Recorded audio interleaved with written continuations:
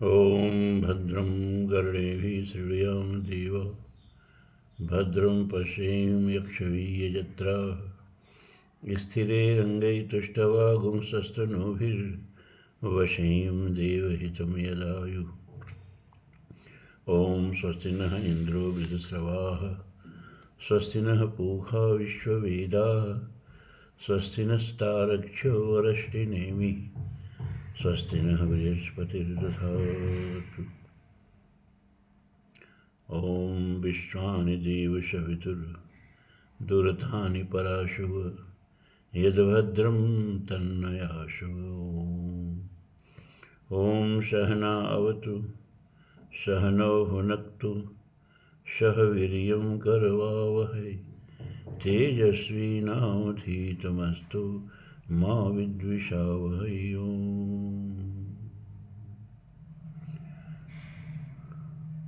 नारायणं नमस्कृत्यं नरं चैव नरोत्तमं देवीं सरस्वतीं व्यासं ततो जयमुदीरयेत्।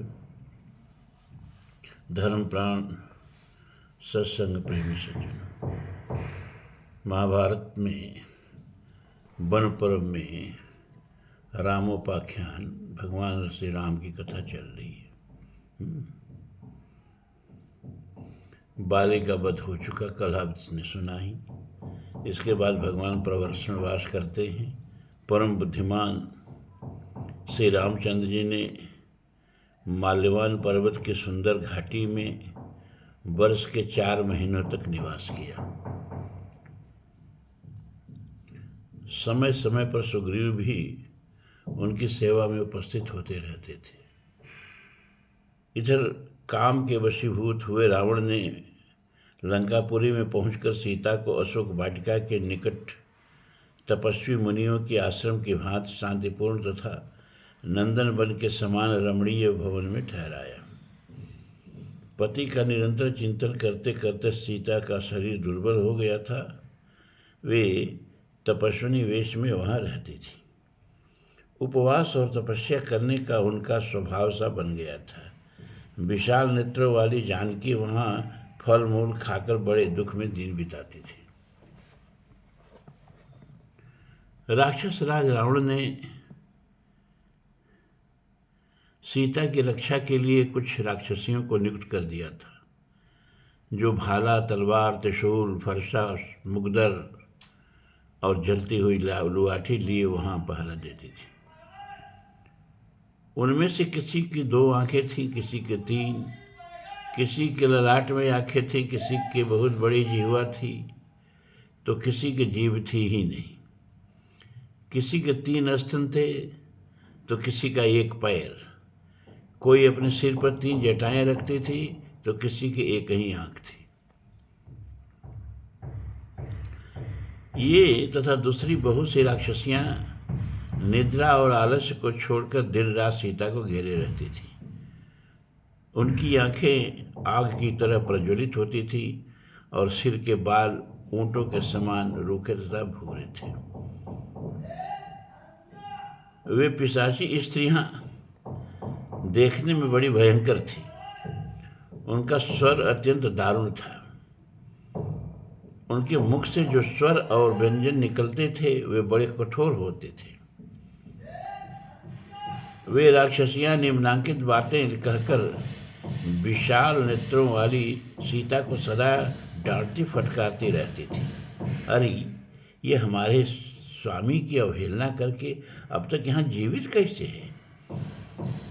हम इसे चीर डालें, इसे तिल-तिल काट कर खा जाएं। इस तरह कठोर वचनों द्वारा डराने धमकाने वाली उन राक्षसियों से बार बार डराई जाती हुई सीता पति वियोग के शोक से संतप्त हो लंबी सांस से खींचती हुई बोली, बहनों, तुम लोग शीघ्र मुझे मारकर खा जाओ। अब इस जीवन के लिए मुझे तनिक भी लोभ नहीं है। मैं काले घुघराले केश वाले सुशोभित अपने स्वामी कमल नयन भगवान श्री राम के बिना जीना ही नहीं चाहती। प्राण वल्लभ रघुनाथ जी के दर्शन से वंचित होने के कारण निराहार ही रहकर ताड़ के पेड़ पर रहने वाली नागिन की तरह मैं अपने शरीर को सुखा डालूंगी, परंतु श्री राम के सिवा दूसरे किसी पुरुष का सेवन कदापि नहीं करूंगी। मेरी इस बात को सत्य समझो और इसके बाद जो कुछ करना हो करो। सीता जी की यह बात सुनकर कठोर बोली बोलने वाली राक्षस राज रावण को आदरपूर्वक यह समाचार निवेदन करने के लिए चली गई। वहाँ केवल धर्म को जानने वाली प्रियवादिनी त्रिजटा नाम की एक राक्षसी रह गई। अन्य सब राक्षसियों के चले जाने पर उसने सीता को सांत्वना देते हुए कहा, सखी सीते, मैं तुमसे एक बात कहूँगी, तुम मुझ पर विश्वास करो। वामोर, तुम भय छोड़ो और मेरी यह बात सुनो। यहाँ अविंध्य नाम से प्रसिद्ध एक बुद्धिमान, वृद्ध और श्रेष्ठ राक्षस रहते हैं। क्या नाम है? अविंध्य, जो सदा श्री रामचंद्र जी के हित का चिंतन करते रहते हैं। उन्होंने तुमसे कहने के लिए मेरे द्वारा यह संदेश भेजा है। क्या संदेश है भाई? उनका कहना है कि त्रिजटे, तुम मेरी ओर से सीता को समझा बुझाकर संतुष्ट करके यह कहना कि तुम्हारे स्वामी महाबली श्री राम लक्ष्मण सहित सकुशल हैं। श्रीमान रघुनाथ जी इंद्रतुल्य तेजस्वी वानरराज सुग्रीव के साथ मैत्री की है और तुम्हें यहाँ से छुड़ाने के लिए उद्योग आरंभ कर दिया है।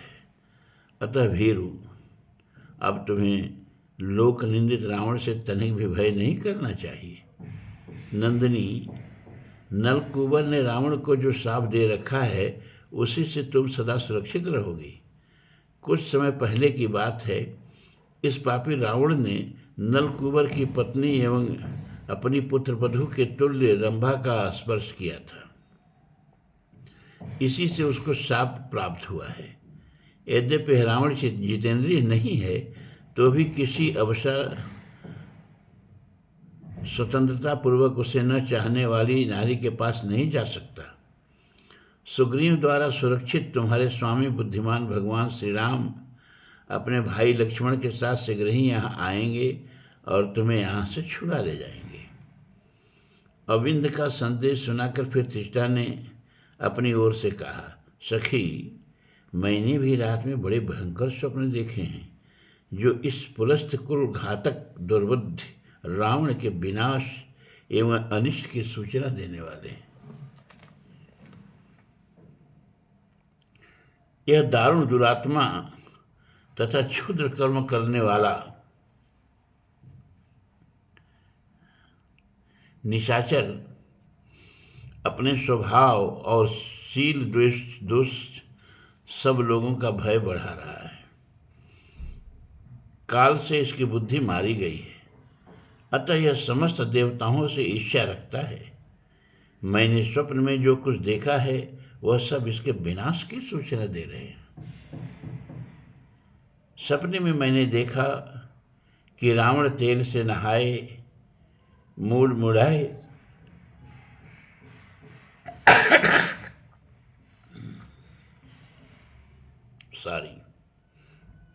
कीचड़ में डूब रहा है। फिर कई बार देखने में आया कि वह गधों से जुते हुए रथ पर खड़ा होकर नृत्य सा कर रहा है। उसके साथ ही ये कुंभकर्ण आदि राक्षस भी मूड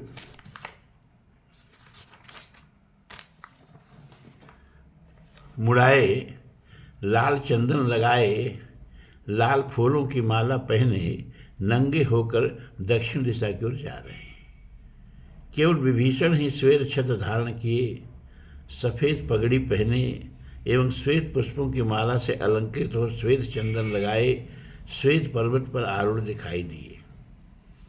इनके चारों मंत्री भी श्वेत पुष्पमाला और चंदन से चर्चित हो श्वेत पर्वत के शिखर पर बैठे थे।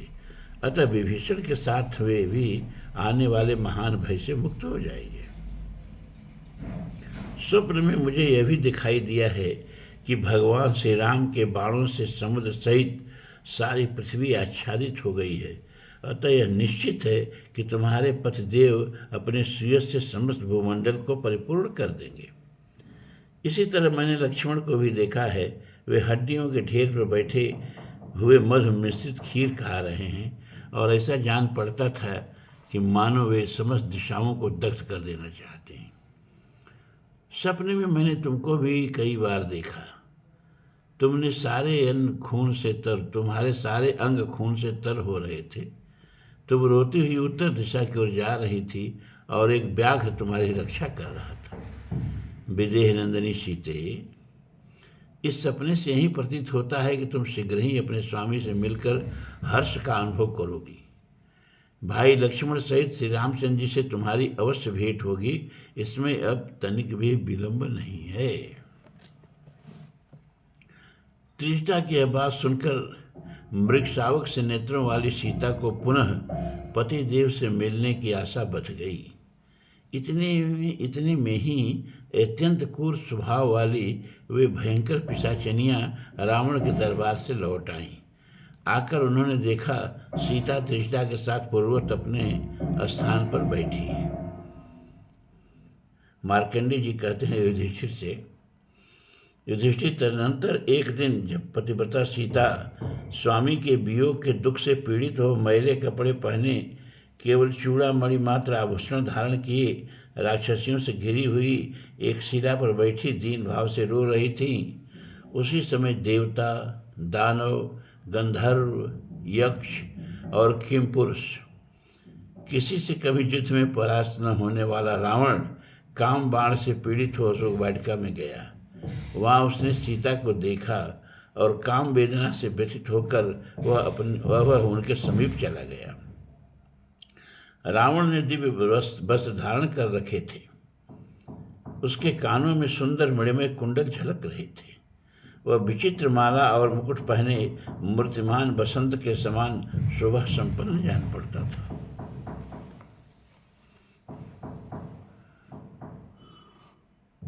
उसने बड़े यत्न से अपने आप को वस्त्राभूषणों द्वारा सजा रखा था, तो भी कल्प वृक्ष के समान आह्लादजनक नहीं जान पड़ता था, अपितु श्मशान भूमि के चैत्य वृक्ष की तरह भूषित होने पर भी भयानक प्रतीत हो रहा था।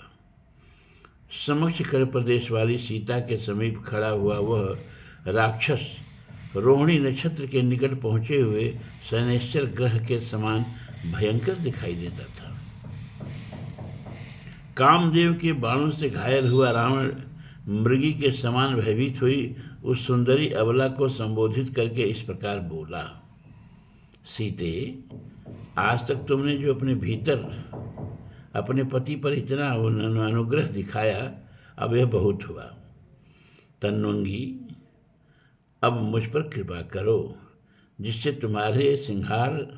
तुम्हें सिंहार धारण कराया जाए। वरोरहे मन होता है स्त्री श्रेष्ठ, स्त्रियों में श्रेष्ठ। मुझे अंगीकार करो और बहुमूल्य वस्त्राभूषणों से विभूषित हो मेरी सब स्त्रियों में श्रेष्ठ तथा सुंदरी पटरानी बनो। मेरे महल में देवताओं की कन्याएं, गंधर्वों की युवती स्त्रियां, दानव किशोरियां तथा दैत्यों की रमणियां मेरी भार्याओं के रूप में विद्यमान हैं। 14 करोड़ पिशाच मेरी आज्ञा के अधीन रहते हैं। इनसे दूने नरभक्षी राक्षस मेरे सेवक हैं, जो अत्यंत भयंकर कर्म करने वाले हैं। इनकी अपेक्षा तिगुनी संख्या मेरी आज्ञा पालक यक्षों की है। यक्षों में से कुछ ही मेरे भाई थानाध्यक्ष कुबेर की सेवा में रहते हैं। धनाध्यक्ष, क्षमा करें, यक्षों में से कुछ ही मेरे भाई धनाध्यक्ष कुबेर की सेवा में रहते हैं। भद्रे बामोर, जब मैं मधुपान की गोष्ठी में बैठता हूँ, उस समय मेरे भाई की भांति मेरी सेवा में गंधर्व सहित अप्सराएं उपस्थित रहती हैं। मैं भी कुबेर के समान ही साक्षात ब्रह्मर्षि विश्रवा मुनि का पुत्र हूँ। इंद्र, यम, वरुण और कुबेर, इन 4 लोकपालों के सिवा पांचवें लोकपाल के रूप में मेरा श्रेय सर्वत्र फैला हुआ है। 4 लोकपालों के नाम फिर से याद कर लीजिए, इंद्र, यम, वरुण और कुबेर। जिसमें इंद्र पूर्व दिशा के लोकपाल हैं, यम दक्षिण दिशा के लोकपाल हैं, वरुण पश्चिम दिशा के लोकपाल हैं और कुबेर उत्तर दिशा के लोकपाल हैं। 5वें लोकपाल के रूप में मेरा सुयश सर्वत्र फैला हुआ है। भामिन, देवराज इंद्र की भांति मुझे भी दिव्य भक्ष भोक्ष पदार्थ तथा नाना प्रकार के पेय रस उपलब्ध होते हैं। सुश्रोणी, वनवास का कष्ट प्रदान करने वाले तुम्हारे पूर्वकृत दुष्कर्म की समाप्ति हो जानी चाहिए, इसलिए तुम मंदोदरी के भांति मेरी भार्या हो जाओ।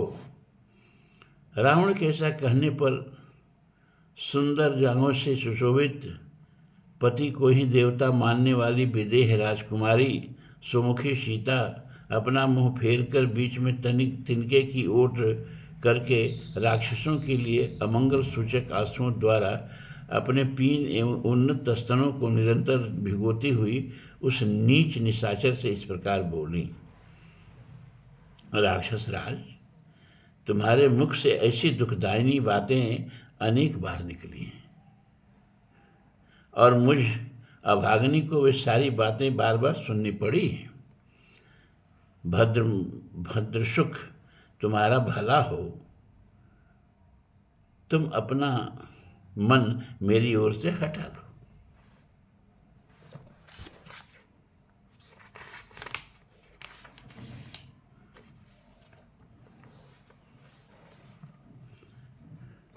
मैं पराई स्त्री हूँ, पतिव्रता हूँ, तुम कभी किसी तरह मुझे नहीं पा सकते। एक दीन मानव कन्या होने के कारण मैं तुझ जैसे निशाचर की भार्या होने योग्य नहीं हूँ। मुझ विवश अबला को बलपूर्वक अपमानित कर तुम्हें क्या सुख मिलेगा? तुम्हारे पिता ब्राह्मण हैं, ब्रह्मा से उत्पन्न होने के कारण वे ब्रह्मा के ही समान हैं।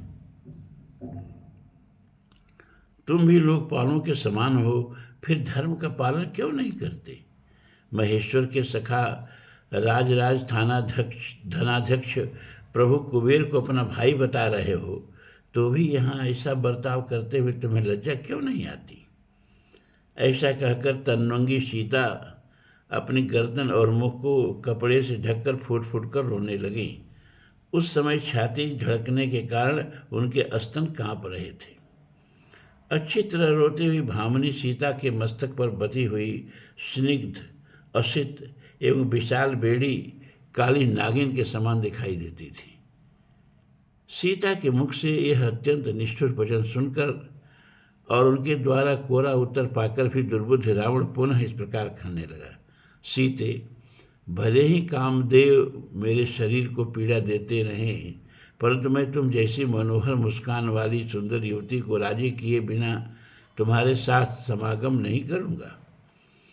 तुम आज भी उस मनुष्य राम के प्रति ही जो हम लोगों का आहार है अनुराग दिखाती जा रही हो, ऐसी दशा में मैं क्या कर सकता हूँ?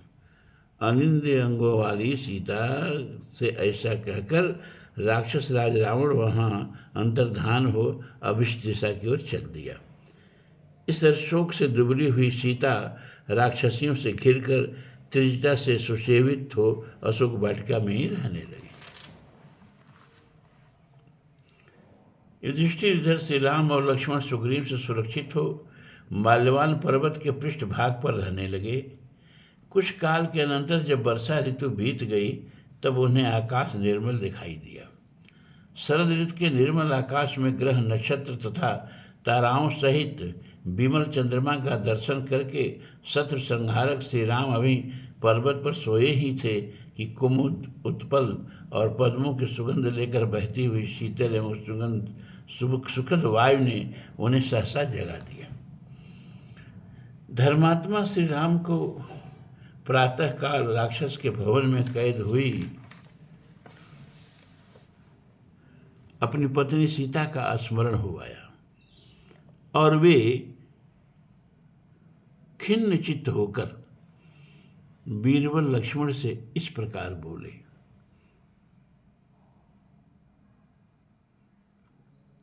लक्ष्मण, जाओ और पता लगाओ कि किष्किंधा में वानरराज सुग्रीव क्या कर रहा है।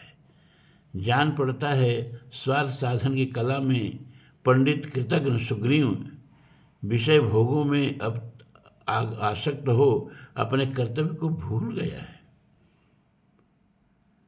उस वानरकुल कलंक मूर्ख को मैंने ही राज्य पर अभिषिक्त किया है। इसके कारण संपूर्ण वानर, लंगूर तथा ऋक्ष उनकी सेवा करते हैं। रकुल तिलक महाबाहु लक्ष्मण, इसी सुग्रीव के लिए उन दिनों मैंने तुम्हारे साथ किष्किंधा के उद्यान में जाकर बाली का वध किया था। सुमित्रा नंदन, मैं तो उस नीच वानर को इस भूतल पर कृतघ्न मानता हूँ, क्योंकि वह मूर्ख इस अवस्था में पहुंचकर मुझे भूल गया है। मैं तो समझता हूँ वह अपनी की हुई प्रतिज्ञा का पालन करना नहीं जानता और अपनी मंद बुद्धि के कारण मुझ उपकारी का भी वह निश्चय ही अवहेलना कर रहा है। यदि वह विषय सुख में ही आसक्त हो, सीता की खोज के लिए कुछ उद्योग न कर रहा हो, तो उसे तुम भी बाली के मार्ग से उसी लोक को पहुंचा देना जहां एक न एक दिन सभी प्राणियों को जाना पड़ता है।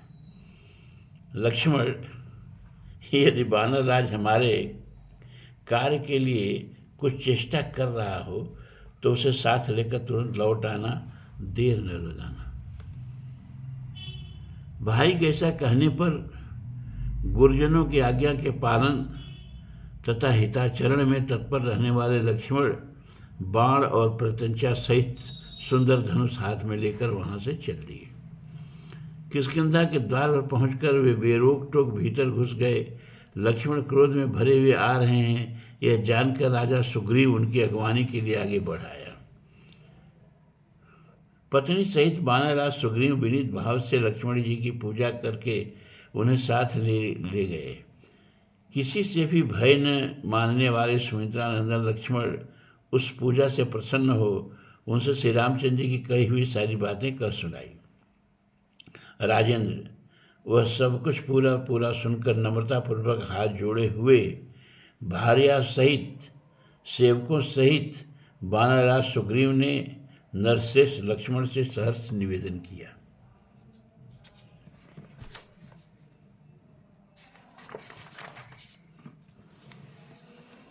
लक्ष्मण, मैं न तो दुर्बुद्ध हूँ, न अकृतज्ञ हूँ और न निर्दयी ही हूँ। मैंने सीता की खोज के लिए जो प्रयत्न किया है उसे सुनिए। मैंने सब दिशाओं में सभी विनयशील वानरों को भेज दिया है और उन सबके लिए 1 महीने के अंदर ही लौट आने का निश्चित समय कर दिया है। वीर, वे सब लोग वन, पर्वत, पुर, ग्राम, नगर तथा आकरों सहित समुद्र वसना इस पृथ्वी पर सीता की खोज करेंगे। वह 1 मास जिसके समाप्त होने तक बांदरों को लौट आना है 5 रात में पूरा हो जाएगा। तत्पश्चात आप रामचंद्र जी के साथ सीता का अत्यंत प्रिय समाचार सुनेंगे। बुद्धिमान वानरराज सुग्रीव के ऐसा कहने पर उदार हृदय वाले लक्ष्मण ने रोष त्याग कर उनकी भूरी भूरी प्रशंसा की। तत्पश्चात वे सुग्रीव को साथ लेकर माल्यवान पर्वत के पृष्ठभाग में रहने वाले श्री रामचंद्र जी के पास गए। वहाँ उन्होंने बताया कि सीता का अनुसंधान कार्य आरंभ हो गया है। इसके बाद मास पूर्ण होने पर 3 दिशाओं की खोज करके सहस्त्रों वानर प्रमुख वहाँ आए। केवल वे ही नहीं आए जो दक्षिण दिशा में पता लगाने गए थे। आए हुए वानरों ने श्री रामचंद्र जी से बताया कि समुद्र से घिरी हुई सारी पृथ्वी हमने देख डाली, परंतु कहीं भी सीता अथवा रावण का दर्शन नहीं हुआ। जो प्रमुख वानर दक्षिण दिशा की ओर गए, उन्होंने सीता का वास्तविक समाचार मिलने की आशा बंधी हुई थी, इसीलिए व्यथित होने पर भी श्री रामचंद्र जी अपने प्राणों को धारण किए रहे। 2 मास व्यतीत हो जाने पर कुछ बानर वह बड़ी उतावली के साथ सुग्रीव के पास आए और इस प्रकार कहने लगे, बानर राज, बाली ने तथा आपने भी जिस समृद्धशाली महान मधुबन की रक्षा की थी, उसे पवन नंदन हनुमान जी अपने उपभोग में ला रहे हैं, बिना आपके राजाज्ञा के ही। राजन, उनके साथ बाली पुत्र अंगद तथा अन्य सभी श्रेष्ठ बानर इस काम में भाग ले रहे हैं, जिन्हें अपने दक्षिण दिशा में सीता जी की खोज के लिए भेजा था। उन बानरों के अनुचित बर्ताव का समाचार सुनकर सुग्रीव को यह विश्वास हो गया कि वे सब काम पूरा करके लौटे, क्योंकि ऐसी तीव्रतापूर्व चेष्टा उन्हीं सेवकों की होती है जो अपने कार्य में सफल हो जाते। बुद्धिमान बानर प्रवर सुग्रीव ने श्री रामचंद्र जी से अपना निश्चय बताया। श्री रामचंद्र जी ने भी अनुमान से यह मान लिया कि उन बानरों ने अवश्य ही मिथिलेश कुमारी सीता का दर्शन किया होगा। हनुमान आदि श्रेष्ठ बानर विश्राम कर लेने के पश्चात श्री राम और लक्ष्मण के समीप बैठे हुए उस बानरराज सुग्रीव के पास गए। युधिष्ठिर हनुमान जी की चाल ढाल और मुख की कांति देखकर श्री रामचंद्र जी को यह विश्वास हो गया कि उन्होंने सीता को देखा है। सफल मनोरथ हुए हनुमान आदि प्रमुख बानरों ने श्री राम, सुग्रीव तथा लक्ष्मण को विधिपूर्वक प्रणाम किया। उस समय श्री रामचंद्र जी ने धनुष बाण लेकर उन प्रणाम करते हुए बानरों से पूछा, क्या तुम लोग सीता का अमृतमय समाचार सुनाकर मुझे जीवन दान दोगे? क्या तुम लोगों को अपने कार्य में सफलता मिली है? क्या मैं युद्ध में शत्रुओं को मारकर जनक नंदिनी सीता को साथ ले पुनः अयोध्या में रहकर राज्य करूँगा? विदेह नंदिनी सीता को बिना छुड़ाए तथा समरभूमि में शत्रुओं का बिना संहार किए पत्नी को खोकर और अवधूत बनकर मैं जीवित नहीं रह सकता। श्री रामचंद्र जी के ऐसा कहने पर वायुपुत्र हनुमान जी ने उन्हें इस प्रकार उत्तर दिया, श्री राम, मैं आपको प्रिय समाचार सुना रहा हूँ। मैंने जनक नंदिनी सीता का दर्शन किया है। पर्वत, वन तथा आकरों सहित संपूर्ण दक्षिण दिशा में श्री सीता जी का अनुसंधान करके जब हम लोग थक गए और यहाँ से लौटने का समय व्यतीत हो गया, तब हमें एक बहुत बड़ी गुफा दिखाई दी। वह कई योजन लंबी थी। उसमें अंधकार भरा हुआ था। उसके भीतर घने जंगल थे। उन गहन गुफा में बहुत से कीड़े रहा करते थे। उसमें प्रवेश करके हमने बहुत दूर तक रास्ता पार कर लिया। तत्पश्चात सूर्य के प्रकाश का दर्शन हुआ। उस गुफा के अंदर एक दिव्य भवन शोभा पा रहा था। रघुनंदन वह सुंदर भवन दैत्यराज मय का निवास स्थान था। उसमें प्रभावती नाम की एक तपस्विनी रहा करती थी। उसने हमें अनेक प्रकार के भोज्य पदार्थ तथा भात भात के पीने योग्य रस दिए। उन्हें खाकर हमें नूतन बल प्राप्त हुआ। फिर उसी के बताए हुए मार्ग से जब हम गुफा से बाहर निकले, तब हमें लवण समुद्र के निकटवर्ती सह्य, मलय और दुर्धर नामक महान पर्वत दिखाई दिए।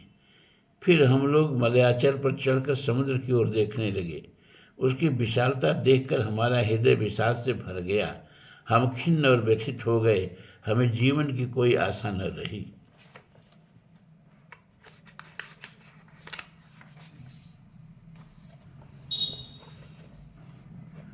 उस महासागर का विस्तार कई सौ योजन में था। उसमें तिमी, मगर और बड़े बड़े मत्स्य निवास करते थे। उसके इस स्वरूप का स्मरण करके हम लोग बहुत दुखी हो गए। अंत में अनशन करके प्राण त्याग देने का संकल्प लेकर हम सब लोग वहाँ बैठ गए। फिर आपस में बातचीत होने लगी और इस बीच में जटायु का प्रसंग छिड़ गया। इतने में ही हमने दूसरे गरुण के भांति एक भयंकर पक्षी को देखा जो पर्वत शिखर के समान जान पड़ता था। उसका स्वरूप बड़ा डरावना था। वह पक्षी हमें खा जाने की युक्त सोचने लगा। फिर हमारे पास आकर बोला, अजी कौन हो? कौन मेरे भाई जटायु की बात कर रहा था? मैं उसका बड़ा भाई पक्षीराज संपाति हूँ। हम दोनों एक दूसरे से होड़ लगाकर आकाश में सूर्यमंडल तक पहुंचने के लिए उड़े थे। इससे मेरी ये दोनों पाखें जल गई, परंतु जटायु के पंख नहीं जले। तब से दीर्घकाल व्यतीत हो गया। उन्हीं दिनों मैंने अपने प्रिय भाई गिरिराज जटायु को देखा था। पंख जल जाने से मैं इस महान पर्वत पर गिर पड़ा। संपाति जब इस तरह की बातें कर रहा था, उस समय हम लोगों ने बताया कि जटायु मारे गए। साथ ही हमने संक्षेप में आपके ऊपर आए हुए इस संकट का समाचार भी निवेदन कर दिया। राजन, यह अत्यंत अप्रिय वृत्तांत सुनकर उस संपाति के मन में बड़ा खेद हुआ। शत्रुदमन उसने पुनः हम लोगों से पूछा, श्रेष्ठ वानरगण, वे श्री राम कौन हैं, सीता कैसी हैं और जटायु किस प्रकार मारे गए, ये सब बातें विस्तार से सुनना चाहता हूँ। तब मैंने संपाति के समक्ष आप पर संकट आने का यह सारा वृत्तांत और अपने आमरण अनशन का कारण विस्तार पूर्वक बताया। तब पक्षीराज संपाति ने अपने निम्नांकित वचन द्वारा हमें उत्साहित करके उठाया। बानरों, मैं रावण को जानता हूँ। उसकी महापुरी लंका भी मैंने देखी है। वह समुद्र के उस पार त्रिकुट गिरी की कंदरा में बसी है। विदेह कुमारी सीता अवश्य वहीं होगी। इस विषय में मुझे कोई अन्यथा विचार नहीं हो रहा है। परंतु उनकी यह बात सुनकर हम लोग तुरंत उठे और समुद्र पार करने के विषय में परस्पर सलाह करने लगे। जब कोई भी समुद्र को लांघने का साहस न कर सका, तब मैं अपने पिता वायु के रूप में प्रविष्ट होकर वह तो योजन विस्तृत महासागर लांघ गया।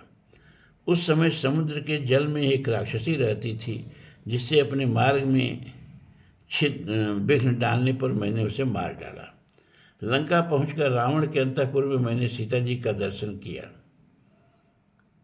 जो अपने पति देव के दर्शन की लालसा से निरंतर उपवास और तपस्या किया करती। उनके केश जटा के रूप में परिणित हो गए थे। अंग अंग में मैल जम गई थी। वे दीन, दुर्बल और तपस्विनी दिखाई देती थीं। कई भिन्न भिन्न कारणों से उन्हें आर्या सीता के रूप में पहचान कर मैं एकांत में उनके निकट गया और इस प्रकार बोला, देवी सीते, मैं श्री रामचंद्र जी का दूत पवन पुत्र हनुमान नामक वानर हूँ। आपके दर्शन के लिए मैं आकाश मार्ग से यहाँ आया हूँ। दोनों भाई राजकुमार श्री राम और लक्ष्मण कुशल से हैं। संपूर्ण वानरों के अधीश्वर सुग्रीव इस समय उनकी रक्षा में तत्पर हैं।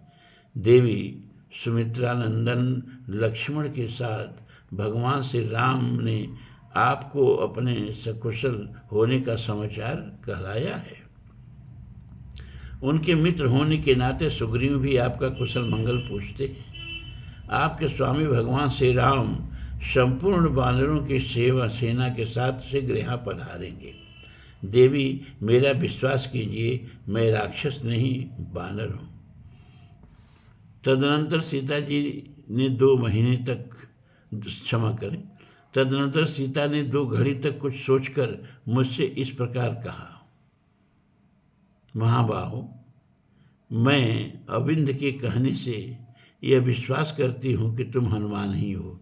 अविंद राक्षस कुल में उत्पन्न होते हुए भी वृद्ध एवं आदरणीय हैं। उन्होंने ही तुम्हारे जैसे मंत्रियों से युक्त सुग्रीव का परिचय दिया है। वत्स, अब तुम भगवान श्री राम के पास जाओ। ऐसा कहकर सती साध्वी सीता ने अपनी पहचान के लिए यह एक मणि दी, जिसको धारण करके वे अब तक अपने प्राणों की रक्षा करती आई हैं।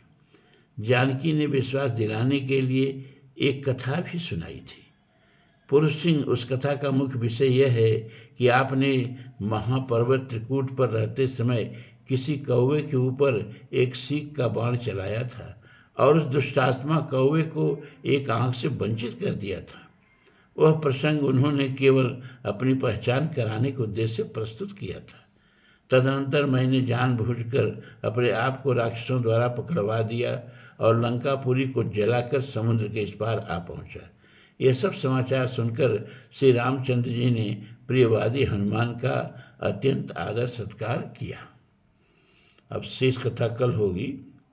वानर सेना का संगठन, सेतु का निर्माण, विभीषण का अभिषेक और लंका की सीमा में सेना का प्रवेश तथा अंगद को रावण के पास दूत बनाकर भेजना, ये कथा चलेगी। जैसा हमने बताया है, बृहस्पति, शुक्र और शनि 3 दिन महाभारत कथा। रविवार को उपनिषद। तो रविवार को जब हम उपनिषद पर वीडियो बनाएंगे तो आप लोगों को सोमवार को मिलेगा, इतना जान लीजिएगा। और फिर सोमवार को जो हम वाल्मीकि रामायण पर बनाएंगे, आप लोगों को मंगल, बुध, बृहस्पति, शुक्र को मिलेगा ना, एक दिन लेट मिलेगा। तो रविवार को जब आप लोगों को ये महाभारत की कथा सुनने को मिलेगी तो ये मत सोचिएगा कि आज तो हम लोग उपनिषद सुनने वाले थे, क्योंकि उस दिन मैं वीडियो उपनिषद पर ही बना रहा हूँगा, लेकिन आप लोगों को एक दिन बाद मिलेगा। तो 3 दिन वाल्मीकि रामायण, 3 दिन महाभारत। मैं सोच रहा हूँ पहले कथात्मक वृतांत खत्म हो जाए और ब्रह्म विद्या से एकदम पिंड न छूट जाए आप लोगों का, एक दिन हुआ। और जब ये सब खत्म हो जाएगा तो फिर आगे सोचा जाएगा कि क्या किया जाए। ओम पूर्णमदः पूर्णमिदं पूर्णात् पूर्णमुदच्यते पूर्णस्य पूर्णमादाय पूर्णमेवावशिष्यते। सर्वे भवन्तु सुखिनः, सर्वे सन्तु निरामयाः, सर्वे भद्राणि पश्यन्तु, मा कश्चित् दुःखभाग् भवेत्। असतो मा सद्गमय, तमसो मा ज्योतिर्गमय, मृत्योर्मा अमृतं गमय। ओम शांति शांति शांति। ओम।